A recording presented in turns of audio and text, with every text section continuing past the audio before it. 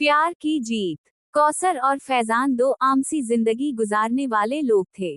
कौसर एक स्कूल में टीचर थी, जबकि फैजान एक कंपनी में जॉब करता था। दोनों की जिंदगी में कोई खास बात नहीं थी, लेकिन दोनों एक दूसरे के लिए बने थे। कौसर बहुत सादा और सच्ची थी, जबकि फैजान बहुत समझदार और मोहब्बत करने वाला था। दोनों की मुलाकात एक मुश्तरका दोस्त की शादी में हुई और दोनों ने एक दूसरे को देखा।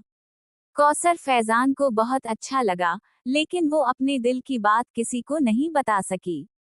फैजान भी कौसर को बहुत अच्छा लगा और वो उसे भूल नहीं सका।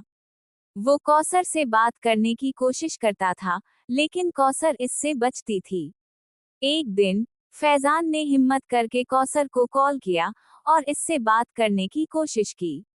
कौसर ने उसकी बात सुनी और दोनों ने एक दूसरे से बात करना शुरू कर दिया। दोनों की बातें होती रहीं और दोनों एक दूसरे के करीब होते गए। कौसर ने फैजान को अपने दिल की बात बता दी और फैजान ने भी कौसर को अपने दिल की बात बता दी। दोनों ने एक दूसरे से मोहब्बत की कसम खाई और दोनों ने शादी करने का फैसला किया।